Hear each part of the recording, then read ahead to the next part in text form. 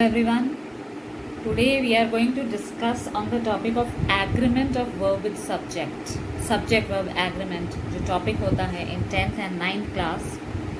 That's very important. It is being taught at schools right from 8th class and 7th class onwards, but most of the rules are not clear, and that is why when the students they write essay or any composition in their own words, they make a lot of grammatical mistakes just because the rules of subject verb agreement is not clear to them. So let's make those rules very clear. The first point is, if two objects are connected to each other with and they both are different to each other, then we are going to use a plural verb. Means if I say Ram and Shyam, they both are different. Ram and Shyam are playing. So this are that we are using here is a plural verb. Ram and Shyam are playing.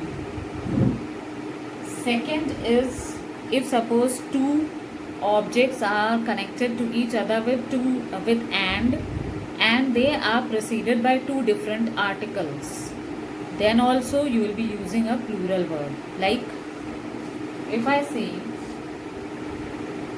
the principal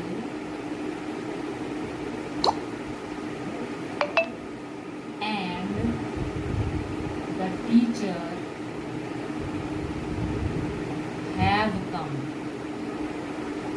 I cannot write here has come. Why? Because both of them have their own individual articles. इसका मतलब ये है the principal and the teacher both are two different individuals and they are connected by and they are using two different articles. They have their own articles and so they are using a plural verb. But if suppose I change this sentence as this way, the principal and teacher, I am not writing here the teacher. It means एक ही बंदा principal भी है और वही बंदा teacher भी है. So the principal and teacher has come. That means it will use a singular verb because it represents or it points to one particular person. Right? So the principal and teacher has come. If suppose we start any sentence with each or every, we will be using singular. Each boy in the class was punished. Were punished नहीं होगा because each and every ये दोनों क्या use करेंगे? Singular. It means हम एक एक बंदे की बात कर रहे हैं. हर एक बच्चा जो क्लास में था उसको सजा मिली.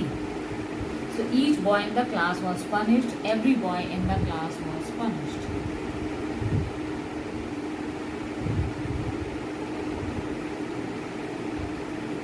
Right. So each and every always require what? Singular. Now let's come to the point of either and neither. Either I or he is responsible. What does it mean? या तो मैं या वो इस बात की जिम्मेदार है, इस बात का जिम्मेदार है. बट इसमें मैंने इस क्यों लगाया है? देखिए रीज़न क्या है. मैंने एंड क्यों नहीं लगाया है या आर क्यों नहीं लगाया है? बिकॉज देखिए ईदर के साथ this is the first person, और के साथ is the second person. So और के साथ आप जो पर्सन लगाओगे the verb will be use accordingly. This is he, तो you are going to use a singular verb. Right. तो और के साथ जो नियरेस्ट आपका सब्जेक्ट होगा जिस पर्सन में वो है, accordingly you will be using the verb. Like अगर मैं इसको चेंज कर दूँ, ईदर ही और आई am responsible. अब आप देखेंगे the nearest subject being used with or is I. So I के हिसाब से verb लग रहा है. Either he or I am responsible. Let's see one more example on either this. Either Rita or her friends are to go. Again, they have to go. Let's look at something else like or her friends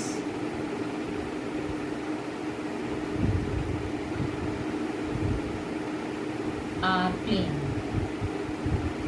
या तो रीटा या उसके दोस्त खेल रहे हैं. तो her friends is a plural, तो प्लूरल के हिसाब से the verb is plural. But अगर इसको मैं चेंज कर लूँ, either her friends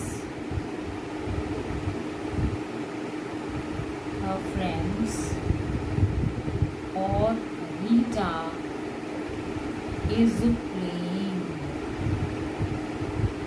look at this. और के साथ अब क्या है, सिंगुलर है, तो सिंगुलर के हिसाब से सिंगुलर वर्ब लग गया.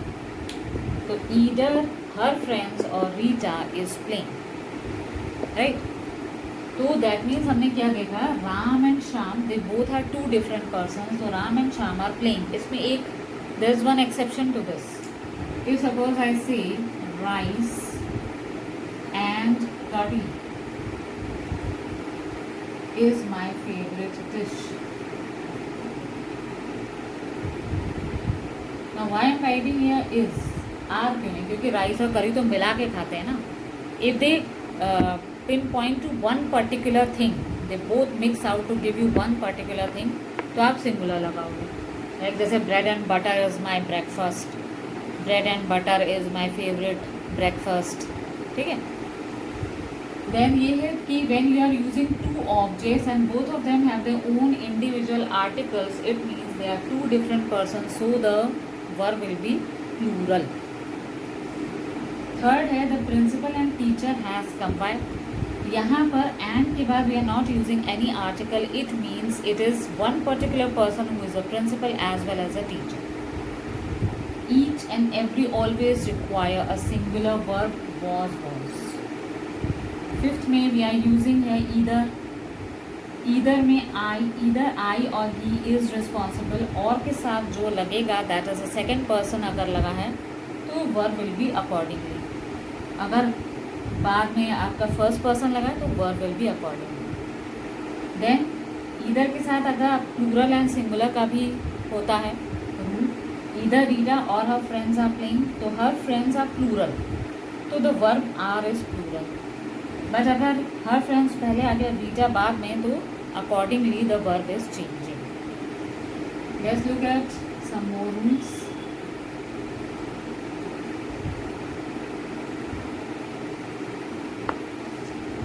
एज वेल एज में देखें द किंग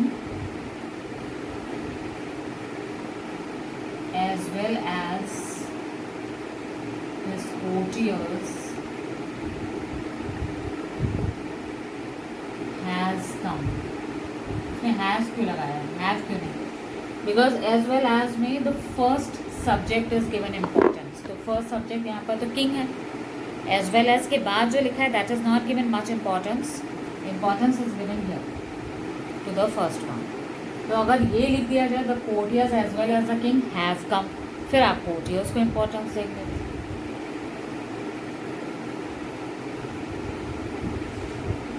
देन इसमें ये भी हो सकता है the king with his courtiers. चाहे आप एज वेल एज लगाएं या with, still it will give importance to the first verb, the first subject has come.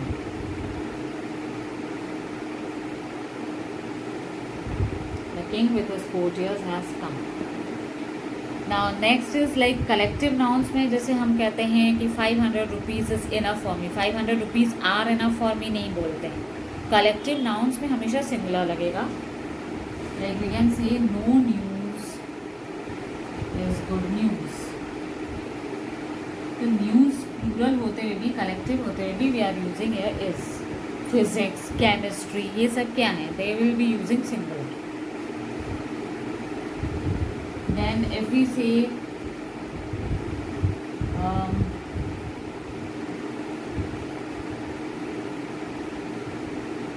none but a fool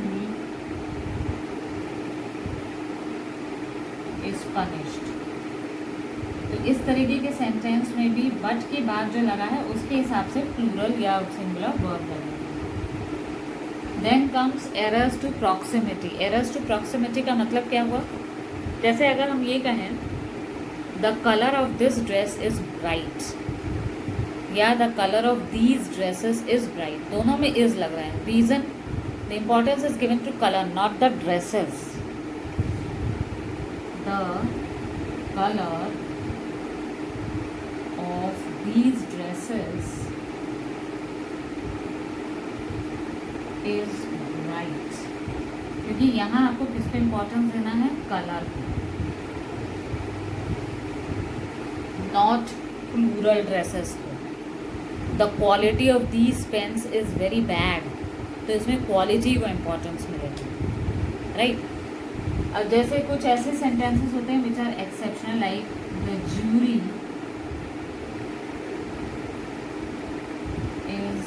decisive, jury ने अपना डिसीजन ले लिया। बट अगर ये कहें हम the jury were divided in their opinion. अब इसमें आप देखेंगे जूरी है, कलेक्टिव नाउन है, बट इसमें क्योंकि वर लग गया है, और वर क्यों लगाया है? बिकॉज इन देयर लिखा है। अब देयर का मतलब हो गया जो मेंबर्स हैं जूरी के, उनके विचार नहीं मिल रहे थे, so will be using a plural verb over here, right. So these were some of the rules that are very very important. Let's look, कुछ रह तो नहीं गया है?